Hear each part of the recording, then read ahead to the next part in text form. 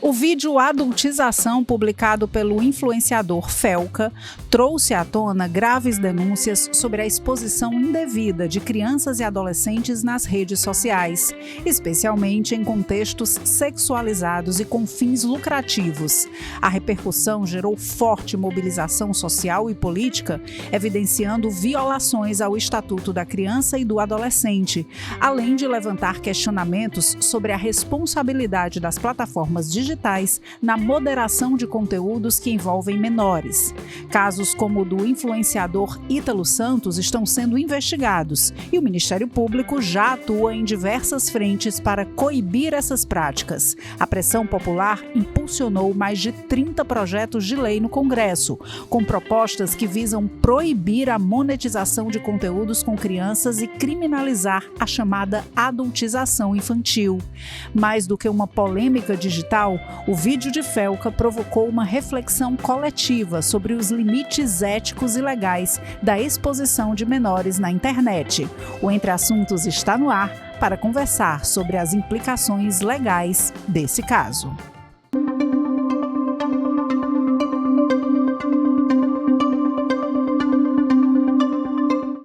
Recebemos aqui no estúdio do Opinião CE, no programa Entre Assuntos, Beatriz Albuquerque, advogada criminalista. Seja muito bem-vinda à Opinião e ao Entre Assuntos. Tudo bem? Obrigada. Bem, vamos tocar aqui num assunto sensível, que está bem em evidência e que a gente precisa trazer assim, alguns esclarecimentos e algumas reflexões sobre, né, dentro aí dessa parte jurídica mesmo. Beatriz, quais dispositivos aí do Estatuto da Criança e do Adolescente são violados, né, quando uma criança é exposta de forma indevida, sexualizada, inclusive nas redes sociais?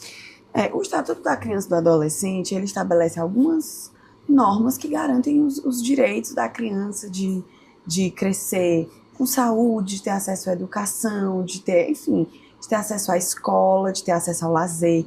Então, à medida que você expõe uma criança na rede social sem os devidos cuidados, eu digo isso porque a gente sabe que existem atrizes e atores mirins que estão ali trabalhando e estão aparecendo, mas existe uma regulamentação. A partir do momento que você expõe a criança, você está colocando a imagem dela ali na internet, você não sabe onde essa imagem dessa criança vai parar, o que vai ser feito com a imagem dessa criança. Então acaba que você viola o direito de imagem da criança mesmo.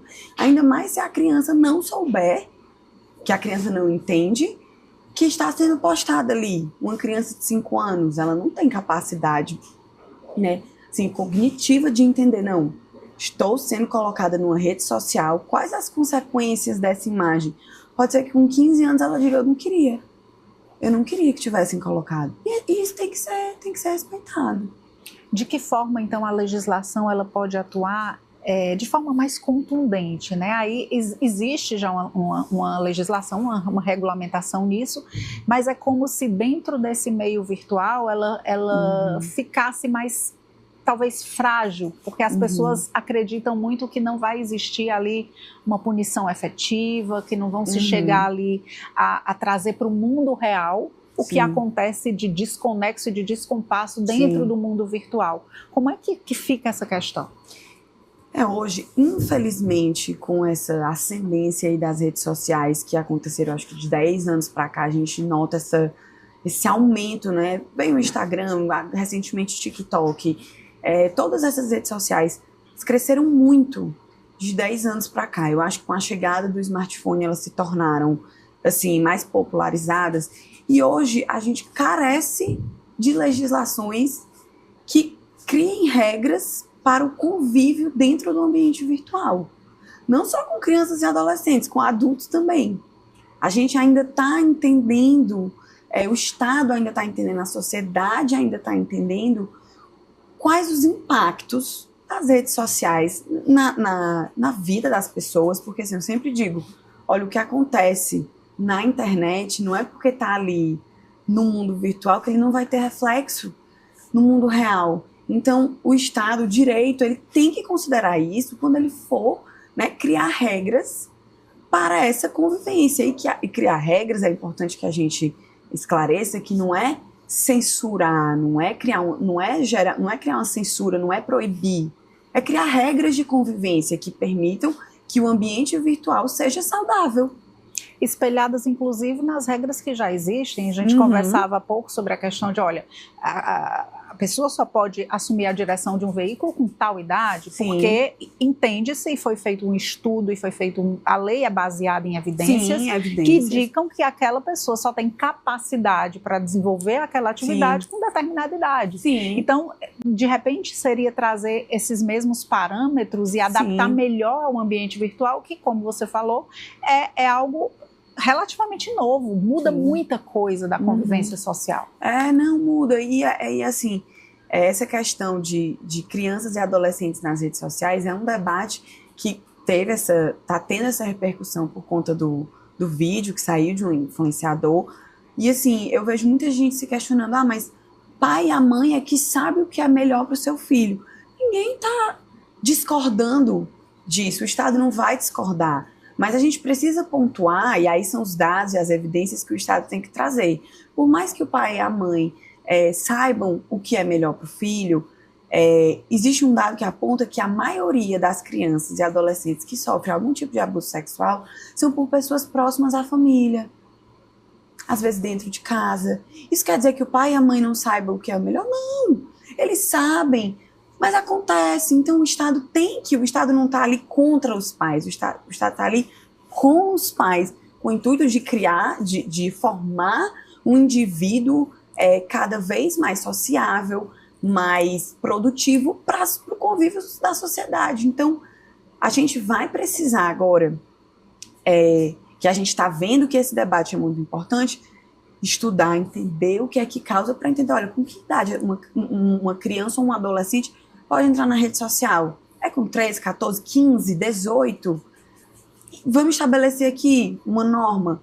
Porque e construindo com a sociedade uma melhor norma para poder regulamentar isso daí. E não impor isso daí sem qualquer tipo de evidência. Não é isso que o Estado quer. A gente quer formar uma convicção, estudar junto com a sociedade uma maneira de proteger a criança e o adolescente.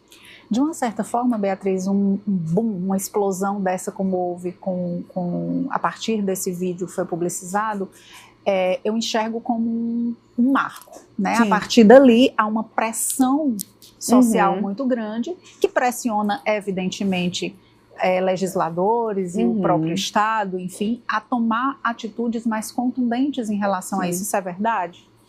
Eu entendo que sim. Eu sempre penso que até o óbvio precisa ser dito. E às vezes a gente não fala o óbvio. O que esse influenciador fez foi falar o óbvio. Todo mundo, assim, a gente sabe que existe, a gente não tinha parado para enxergar, embora estivesse vendo, não tinha parado para enxergar. Então, quando uma pessoa usa de maneira muito positiva, que é o que eu enxergo que ele fez, a influência dela para chamar atenção para um problema que acontece, eu acho que ela acende esse debate social e faz com que as pessoas que já se questionavam sobre isso se questionem ainda mais, pressionem, e as pessoas que não tinham se questionado ainda sobre isso comecem a pensar, refletir, pensar sobre o que ele colocou e pressionar, eventualmente, o legislativo para poder criar uma norma para realmente, com esse intuito de proteger as crianças e os adolescentes. Beatriz, com base no que se tem hoje na legislação, né, como é a condução de casos semelhantes ou como os denunciados dentro do vídeo? Né? O que é que acontece hoje enquanto não há essa reformulação, esse refinamento aí da legislação? Como é que se posiciona judicialmente hoje casos como esse? O que eu vi do vídeo que foi publicizado é que existe um influenciador que estava eventualmente postando vídeos de crianças fazendo danças sensuais, de biquíni e assim... Sexualizadas. Crianças sendo expostas de uma forma... Com postura de adultos. O que foi feito recentemente foi a derrubada das contas. Então, acho que a partir daí vai existir uma investigação para saber, olha, peraí, tinha essas imagens, tinha alguma coisa por trás dessas imagens, essas imagens eram enviadas para alguém com o intuito de receber algum valor, alguém se aproveitou dessas imagens em algum contexto sexual, o que era feito? Isso tudo vai ser apurado a partir da investigação, que, assim, acendeu com o vídeo, mas a investigação continua. Então, a partir daí é que vai ver, porque a rede social acaba que a gente é só um reflexo, uma parte do que acontece. Então, assim, pode ser que exista muita coisa por trás que a gente não esteja sabendo ainda. Mas só esse fato da rede social já puxa para dizer, peraí, se essa criança tava aqui, de biquíni, fazendo dancinha e tudo, o que é que tinha por trás? Essa pessoa que se dizia empresário dela, eu acho. Você vê imagens totalmente expostas, né, de crianças em situações bem... Sim. São situações que trazem ao olhar, assim, geram um desconforto muito grande, geram um constrangimento, Nossa, é muito complexo, é um assunto muito delicado. Assim, como essas imagens mostraram aí, a gente sabe que criança e adolescente tá ainda na formação, né, de caráter, de personalidade. Até que ponto elas estavam, de fato, de acordo com tudo que estava sendo colocado para elas fazerem? Até que ponto elas não foram coagidas ou, assim, a gente acho que a gente pode usar a palavra ludibriadas ou induzidas a fazer aquilo ali? Uma criança de 13 anos, será que ela tem o mesmo discernimento que ela vai ter com 20? Será que com 20 anos ela vai dizer, não, peraí, mas naquela época eu não queria, eu fui induzida, eu fui ludibriada, eu fui coagida a fazer aquilo. Então, assim, e isso é uma coisa que na investigação, com auxílio de psicólogos, de peritos e tudo, pode se descobrir, assim, ainda é recente, se a criança ainda tem 13 anos, por meio de estudos psicossociais, a gente ainda consegue descobrir se realmente ela estava ali porque ela queria, se ela estava 100% consciente do que ela estava fazendo, ou se ela foi induzida de alguma forma. Beatriz, aí, inclusive, dentro dessas próprias imagens, a gente está ali muito na linha de frente o influenciador e as crianças que foram expostas, mas tem aí os responsáveis por essas crianças. Como é que fica, né, legalmente a posição desses responsáveis dentro de um caso como esse? A gente não tem como dizer o que eles estavam permitindo, o que eles não estavam permitindo com o que foi colocado na mídia. A gente precisa entender assim, olha, esse pai e essa mãe autorizaram essa criança a participar desse vídeo, mas eles tiveram o cuidado de acompanhar, por exemplo, a gravação desse vídeo? O que dizia nessa autorização? O que dizia nessa autorização? Eles sabiam o que ia ser colocado para a criança fazer ou não? Eram pessoas que tinham pleno conhecimento, né, de tudo que estava acontecendo com o filho deles? Porque assim, eu entendo que quando você coloca, né, não, eu quero que meu filho trabalhe aí para ser ator mirim. Tem uma pessoa que acompanha ele no set de filmagens 24 horas, se você estiver seguindo a regulação normal. Agora, uma criança que está querendo ser influenciadora e tem um empresário, o empresário pega ela em casa, passa o dia com ela e volta. O que essa criança passou o dia fazendo, você sabe? Ela foi para a escola, ela estava estudando, ela teve lazer, ela estava trabalhando, porque assim, isso tudo tem que ser... Criança não pode trabalhar, então assim, isso estava sendo respeitado? Quantas horas ela trabalhou? Os pais estavam sabendo disso, eles estavam fiscalizando isso? E aí tudo isso que a gente precisa apurar dentro desse contexto para poder entender que tipo de responsabilidade os pais tiveram ou não. E dentro do que você explicou, vamos analisar da seguinte forma. É responsabilidade dos pais garantir a segurança, a proteção do seu filho, daquele menor que está sob sua responsabilidade. Então, quando a gente diz o pai estava sabendo ou não estava, a gente traz um outro recorte. Enquanto responsável por aquela criança, eu tenho as minhas responsabilidades legais. Sim. Né? Então, isso não anula o fato de eu responder, então, por algo que deu errado ou por a minha criança ter sido exposta de uma forma absurda e explorada, enfim, comercializada como um produto. Os pais têm responsabilidade, né, por isso. E existe também esse recorte que a gente precisa trazer dentro de que, olha, eu não sabia, né? Juridicamente, isso seria uma justificativa? Não seria. Assim, os pais têm responsabilidade sobre seus filhos, em conjunto com o Estado, eles têm responsabilidade pelo crescimento saudável da criança. Então, assim, dizer, olha, eu não sabia o que meu filho estava fazendo. Isso não é desculpa para evitar que você responda por isso. Existem até, assim, é um pouco fora desse contexto, mas no exterior existem casos de crianças, de adolescentes, que entraram com processo contra os pais por exposição nas redes sociais. Os pais tiravam foto deles no banheiro, deles tomando banho, deles fazendo tudo, e eles, mais velhos, olha, eu não concordei com isso. Então, até hoje existem imagens minhas no banheiro, dançando balé, fazendo o que for, e eu não concordei. E meu pai me expôs demais, meus pais me expuseram demais, e eu não concordei. Eu não estava de acordo. Entendeu? Beatriz, são tantos recortes e vem também uma outra responsabilização criminal até, não sei se eu posso usar esse termo, das próprias plataformas, né? Então, assim, a partir do momento que eu abro um ambiente virtual e eu não só torno aquilo possível, como eu impulsiono aquilo de forma indiscriminada, intencional e com um objetivo específico, esses recortes na legislação que são um pouco confusos e a gente não sabe direito até onde isso pode ir e até onde pode chegar. Então, realmente, como é que fica esses vários olhares diante da justiça?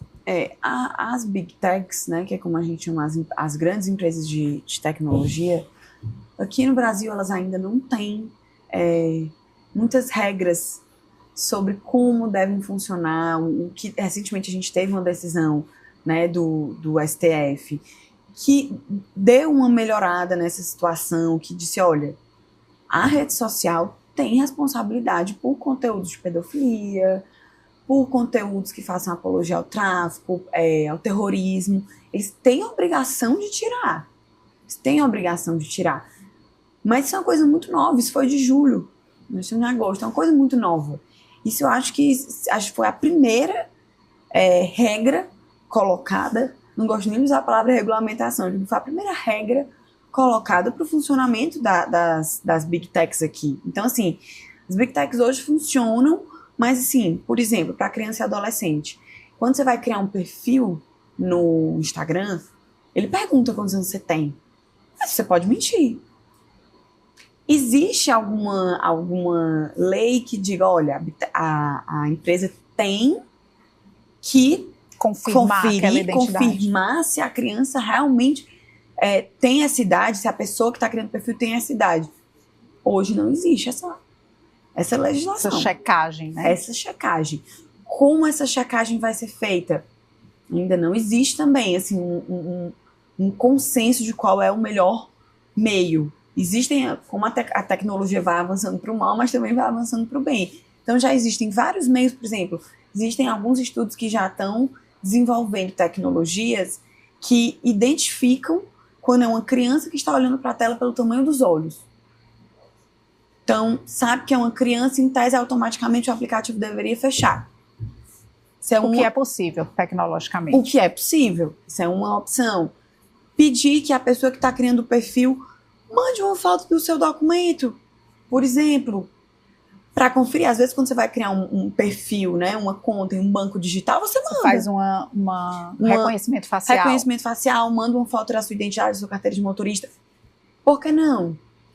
Não existe ainda um caminho traçado em relação a isso.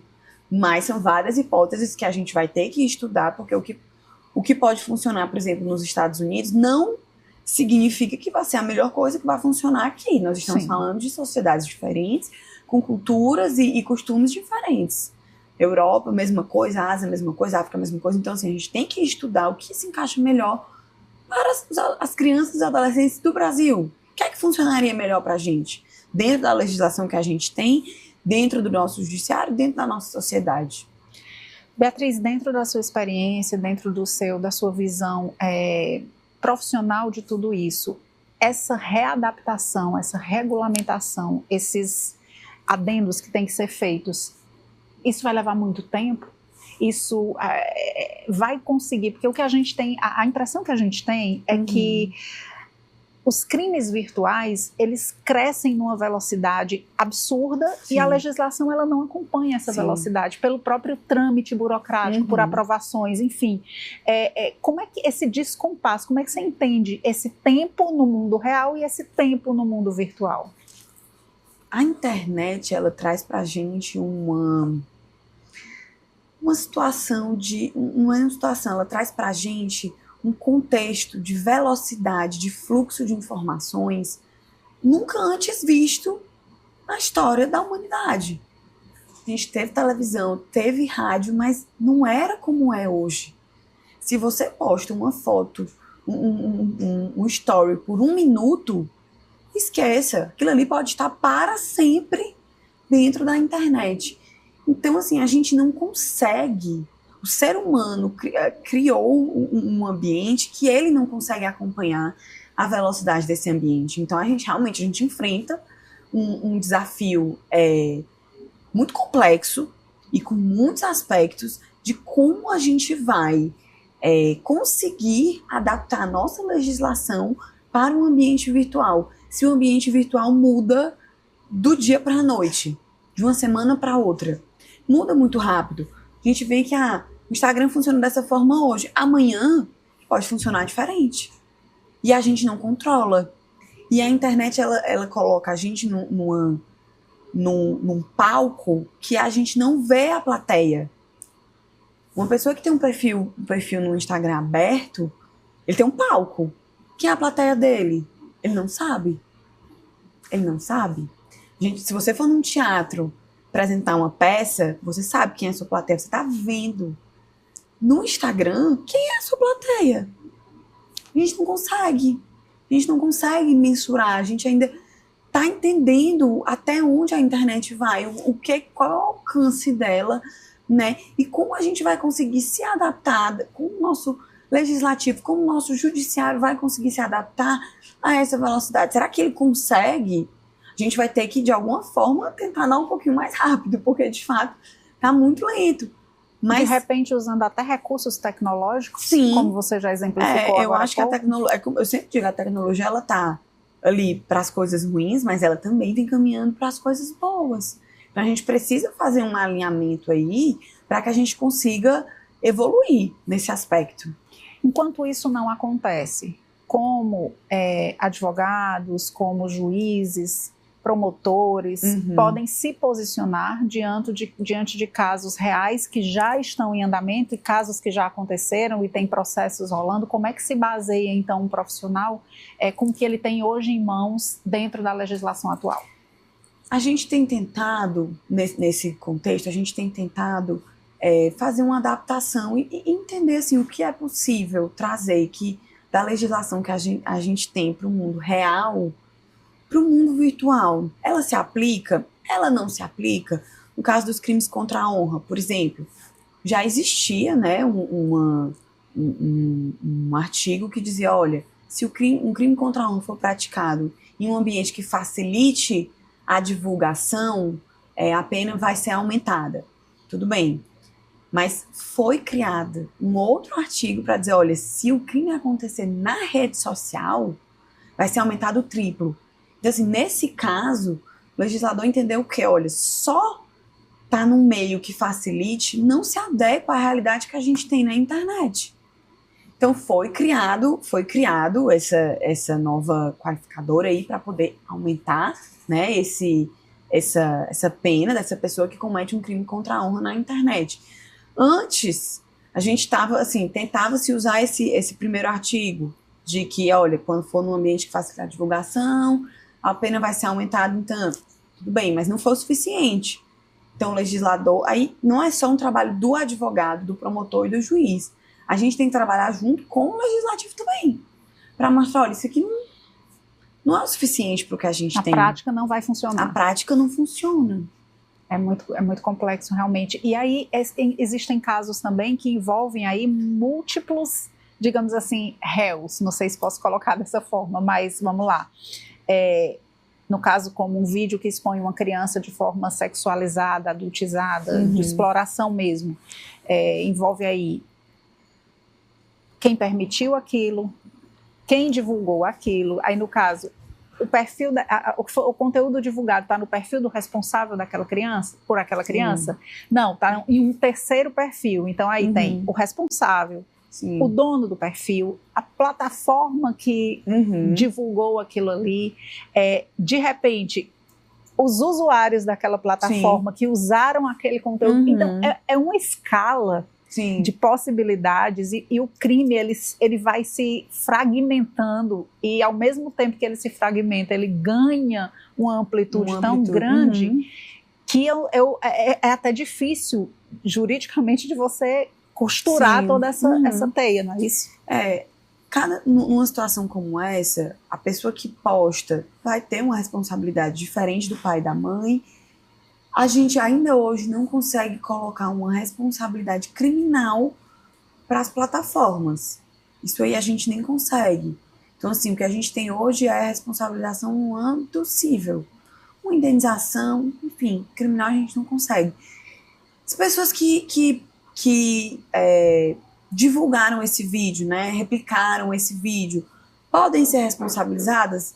Depende. Hoje, recentemente o Instagram fez uma atualização que ele permite que você republique uma postagem de uma pessoa. Então, isso daí a gente vai considerar como uma pessoa que divulgou ou não? A gente vai pegar... Não, a pessoa que divulgou é a pessoa que colocou o vídeo no próprio perfil. A gente consegue fazer essa diferenciação. Então, tudo isso importa quando a gente vai buscar a responsabilidade criminal dos envolvidos.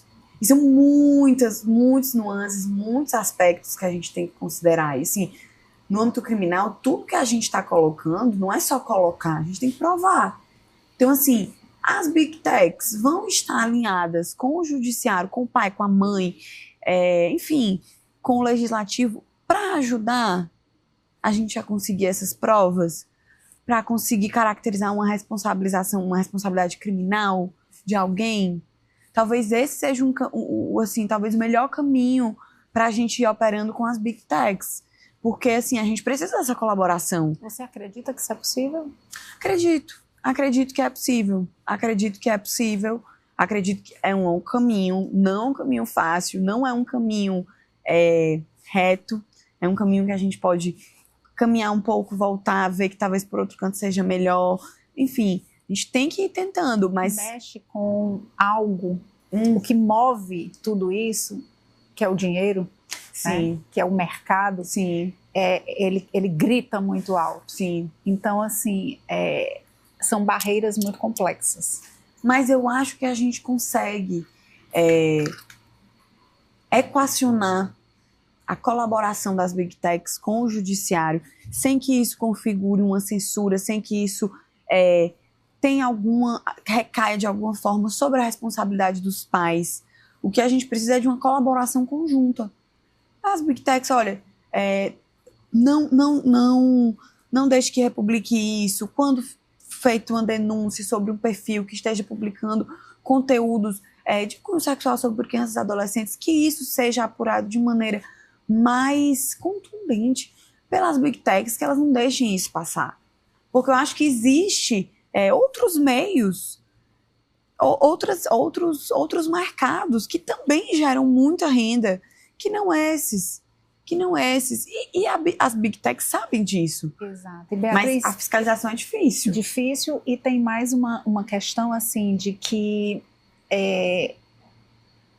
como é que se faz esse recorte, como é que se coloca cada coisa em sua caixinha, né? Então, é um trabalho que precisa ser conjunto, precisa ser rápido, precisa ser eficiente, e que traz... É como se você abrisse uma caixinha e dali surgissem inúmeras outras coisas. Porque se a gente pensar bem, diante de um vídeo como esse, por exemplo, se chega à questão, o crime principal que tem se falado aí é realmente a exposição indevida e criminosa de crianças e adolescentes. Porém, se a gente for lá nos comentários desses vídeos e das pessoas que acessam essas páginas, você encontra redes de pedofilia, por exemplo. Sim. Então, é um crime que vai se sobrepondo a outro, e a outro, e a outro, e todo mundo enxerga que aquilo é real dentro desse ambiente virtual, mas a grande dificuldade é como você colocou, como eu consigo trazer todo esse contexto de crime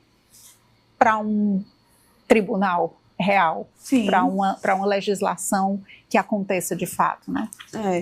E eu acho que assim, dentro da internet, porque esse vídeo que viralizou, ele choca mais, porque assim, a gente sabe que existe, por exemplo, a Deep Web, mas o que ele expõe é que não estava acontecendo na Deep Web, estava acontecendo ali, onde a gente está todo dia no Instagram. Então, assim, isso faz com que acenda uma luzinha e diga, peraí, é normal isso? É normal a empresa permitir isso? Só porque a empresa é uma empresa que opera dentro do ambiente virtual? Porque se fosse uma empresa física no mundo real, a gente não iria permitir. No virtual a gente vai permitir? Eu entendo que essa compreensão do mundo virtual, do mundo real, ela ainda é muito rarefeito para as pessoas. É verdade. E eu acho que as Big Techs, elas sabem que acontece, mas elas se utilizam dessa situação nebulosa para se eximir de algumas obrigações. Então, assim, vai dar trabalho você fiscalizar se todo o perfil que está sendo criado por uma criança e por um adolescente, ou assim, fiscalizar se está sendo criado por uma criança ou por um adolescente, para poder permitir. Isso pode dificultar? Pode, mas a gente precisa encontrar o caminho. A gente precisa encontrar o caminho. Se vai ser com colaboração ou sem, o caminho ele precisa ser encontrado, porque a gente tem aí uma sociedade que está se formando e que vem sofrendo com doenças psicológicas, depressão, ansiedade, que são geradas pelas redes sociais, pelo uso indevido das redes sociais, porque as redes sociais são maravilhosas quando elas são usadas para o bem. Mas a partir do momento que você não consegue construir pai, mãe, legislativo, judiciário, big techs, quando essas pessoas que são os adultos, os responsáveis, não conseguem criar um ambiente saudável de convivência na internet, a gente tem uma sociedade adoecida, que vai crescer adoecida. Exatamente. E a gente vai ter que lidar com isso no futuro também. Com as consequências, né? Beatriz, para a gente encerrar, eu queria que você trouxesse uma reflexão importante também, porque eu acho que é outra barreira muito, muito forte nesse aspecto, que é a questão a liberdade de expressão. Sim. Eu queria que você a gente encerrasse com essa reflexão, até onde isso é aceitável, essa justificativa, entre aspas, é aceitável, e a partir de que momento ela passa a ser um escudo frágil para esse tipo de crime. Eu acho que hoje, na situação que a gente tem, num país extremamente polarizado, é até complicado da gente dizer, olha, o que foi usado, o que foi dito usando a liberdade de expressão. Mas o que se propõe com essa criação de regras para as redes sociais não diz respeito à liberdade de expressão das pessoas. É o que eu falei, que a gente estava conversando antes. Ninguém vai chegar e vai dizer, olha, você não pode mais postar uma foto com seu filho no seu Instagram. Não é isso. É encontrar um limite baseado em evidências e bom senso, que cuide das nossas crianças, dos nossos adolescentes, da nossa sociedade e que permita que as pessoas convivam de maneira amigável e saudável dentro do ambiente virtual. Que elas tenham liberdade de dizer o que elas pensam sem ferir o direito do outro. Sem causar um dano a uma criança, sem expor uma criança, sem sexualizar uma criança. Eu acho que é esse mais ou menos o caminho que a gente tem que ir seguindo, sem esquecer que a gente tem o direito de se expor, de falar o que a gente pensa nas redes sociais. Isso é um fator muito positivo delas. Mas a gente precisa estar atento para essas situações extremas, que demandam, de fato, uma atuação mais incisiva dos pais, do judiciário, do legislativo e das Big Techs. Maravilha. Beatriz, muito obrigada pelos esclarecimentos. Foi bastante esclarecedor. Obrigada. Vários pontos aí de reflexão. Queria agradecer e estamos aqui sempre de portas abertas para esse tipo de papo que traz realmente um conhecimento e reflexões necessárias para a sociedade. Obrigada pelo convite. Bom dia. A gente fica por aqui e até a próxima.